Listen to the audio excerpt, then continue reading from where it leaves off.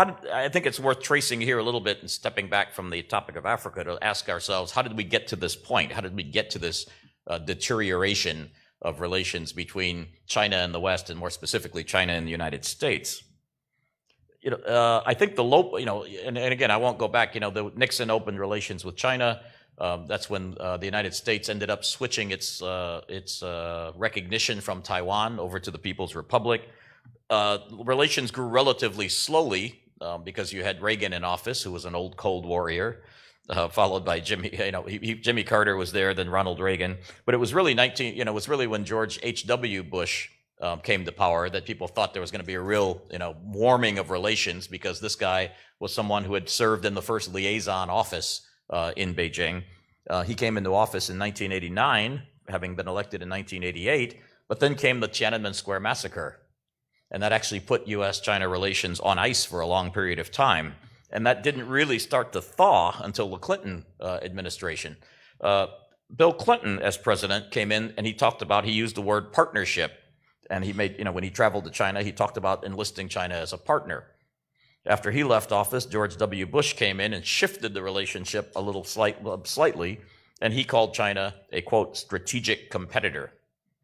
But you all know what happened on 9/11, the anniversary of which is coming up, and then the United States suddenly got distracted, I would say, by the war on terror in Afghanistan and then the war in Iraq, while China, meanwhile, got accepted into the WTO, the World Trade Organization, and it allowed China's economy to grow, largely distracted by, not distracted by any disputes with the U.S., because the U.S. had attention focused elsewhere in the world. I was actually doing a story on the anniversary of the 10th anniversary of the September 11th attacks when I was in China, and I had a retired foreign ministry official tell me that China, for its development, needed to thank two people, Osama bin Laden and Saddam Hussein, because it allowed China to grow in secret without anybody paying much attention. Now, you fast forward to 2008, Obama is elected president, Barack Obama, and he called for a strategic reset in relations with China. Jim Steinberg, who was one of his top officials dealing with China, used the phrase strategic reassurance, that the U.S. needed to reassure China that the U.S. was not trying to contain China's rise and it wanted to be a friend. And during this period of time, Hillary Clinton, then Secretary of State, made a point of saying that the U.S. would kind of downplay human rights questions about China and just focus on the areas where they could agree. I covered President Obama's first trip to China, which would have been November of 2009, just after he was elected, and it was a complete disaster.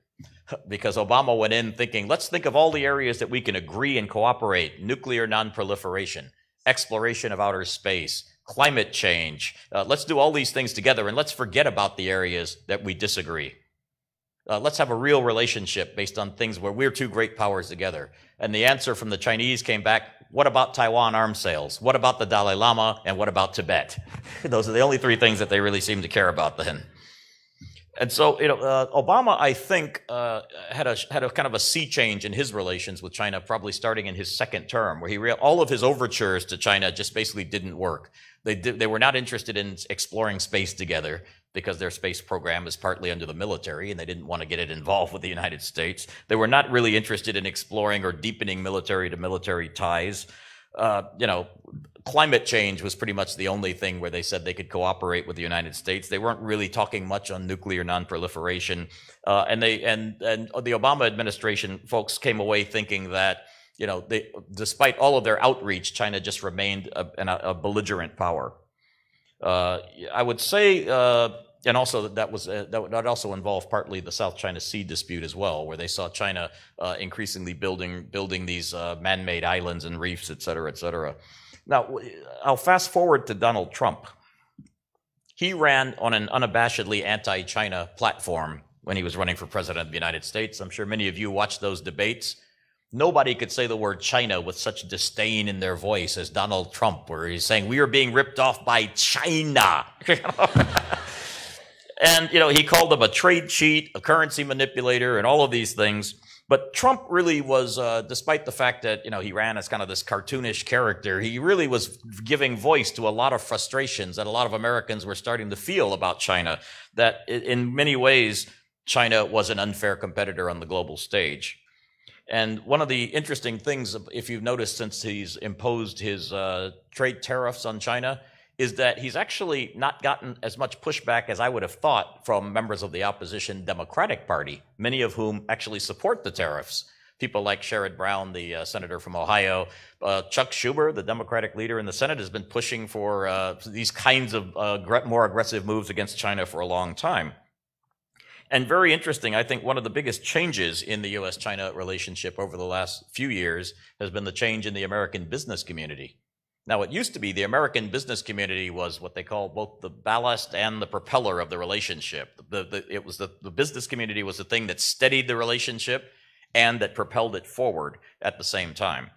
But for the first time, I'm starting to see, and again, when I was based in China, the business community was always the one that tried to tamp down criticisms from policymakers. But now the American business community has changed its mind. If you look at some of the more recent reports from the American Chamber of Commerce in Beijing, et cetera, they're starting to say that, China is an unfair competitor. It's a tough place to do business. The rules are stacked against us. We can't do, it's really a hard place to work. And China has made that change possible, or made that change happen by some of its own aggressive actions, like raiding American companies and demanding that they pay back taxes, which the companies say they don't really owe.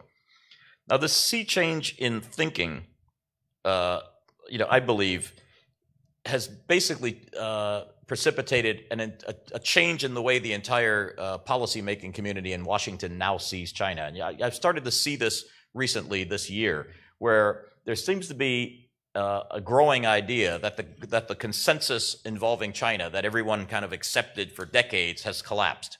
That idea was that if we could engage with China commercially and economically, let it into the World Trade Organization, that as the Chinese economy grew, they would eventually accept the rules of the international trading system, open up and liberalize their economy. Or, as some people put it, if we engage with China, eventually they'll become more like us.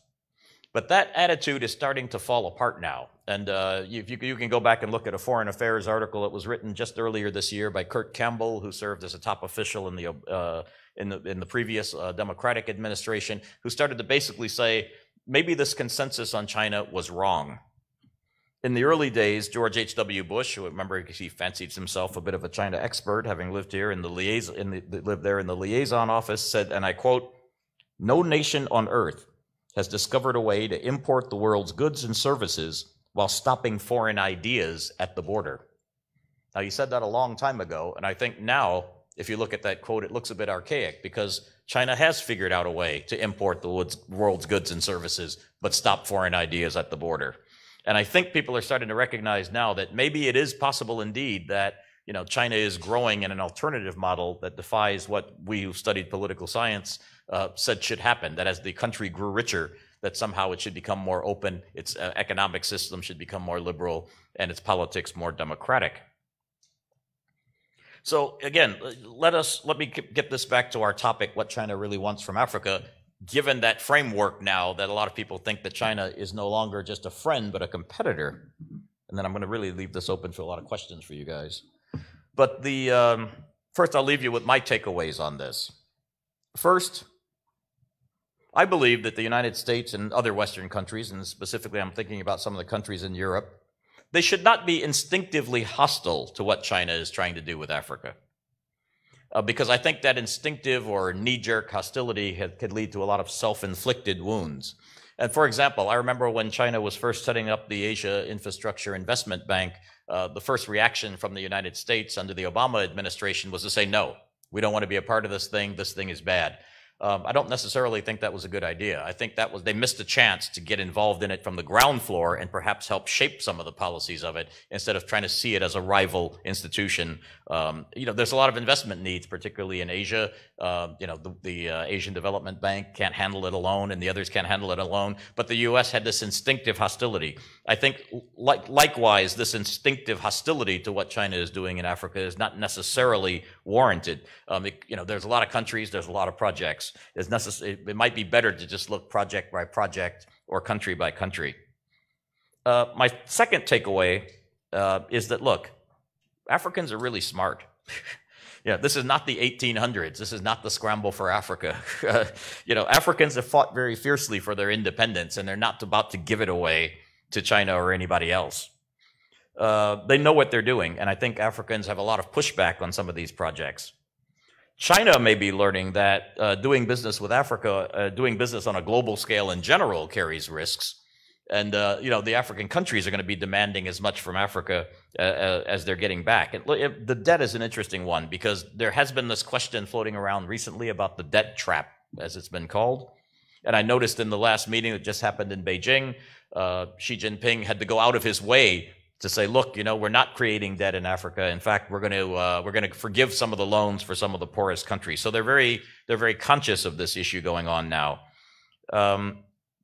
China could realize soon that they're taking on more than they can chew. There's an old saying, if a poor man owes the bank $1,000, he has a problem. If a poor man owes the bank $1 million, the bank has a problem. I think China could be coming to see that as well. And also, I think China is going to come to realize, if not already, that economic clout does not always translate into influence. The United States is powerful around the world, not because of its economic power necessarily, not even because of its military power. Bill Clinton used to like to say that people follow the U.S. not because of the examples of our power, but the power of our example. And I think with China, one of the things that I found that's true from covering Southeast Asia, from covering Africa, from covering a lot of countries that do business with China, is they want China's money. They don't necessarily want China's model. And I think that's still true. Soft power is something that comes from a whole different array of factors that are hard to control. The strength of your universities, the strength of your creativity, your innovation, a lot of other things. As to whether China is presenting an alternative model for countries to show that you can develop without developing your democracy, or without developing into a democracy, as Taiwan has shown, South Korea and other countries. I think China does present an alternative model, and particularly at a time when the democratic model is on the back foot. I think especially for dictators, they see China as a model that might want to be emulated. But China has to be very careful, because in a lot of cases, doing business with dictators can come back and haunt you. And I look at what happened in Malaysia recently, where I was a few weeks ago, where the government there has changed. And now the new prime minister, who's actually the old prime minister, Mahathir, has gone into Beijing, and he said, look, we don't need all of these projects. These things are too expensive. We don't need a high-speed rail. We're not going to pay for this project. We don't need a high-speed rail from Kuala Lumpur to Singapore. So all of a sudden, these projects look like they may be mothballed or on the back burner. We might end up seeing the same thing out of Pakistan soon, where the government has changed as well. So again, if China goes around the world, goes around Africa, building projects that aren't popular or don't have buy-in from people because they've only been dealing with dictators, they could end up learning the same lessons that the United States, Britain, and others learned from the past. And so, with that, I would say that, what does China really want from Africa? I would say the same thing that everybody else wanted. They've got their own self-interest in mind. They want new markets for their products. Their industries need to go around the world and keep expanding as the economy slows down in China. But it's not necessarily something that the rest of the world should see with suspicion, because I'm pretty confident that the Africans can take care of themselves when it comes to dealing with China. Now, I'm going to stop here because I really want to take your questions and see where you want to take this. And we can talk about anything. I live in Hong Kong. I know some people may want to have questions about what's happening there. I know you all want to know what's going to happen in the midterm elections in the United States, or any other topic you want to talk about among one of these or others. So with that, I think I'll stop. Say thank you for inviting me. I especially want to thank the foundation here, the Lung Tai Foundation, who's been terrific at organizing this conference and getting all of you people to come out on a rainy day. So I've been hearing what they're coming up in the fall, and I really want to come back, I think, to hear some of their conferences in the future, for future Taipei salons. So are you going to come up and moderate? Thank you very much for listening, and I hope I can answer some of your questions, or please, or even give me some comments. Let's have a discussion.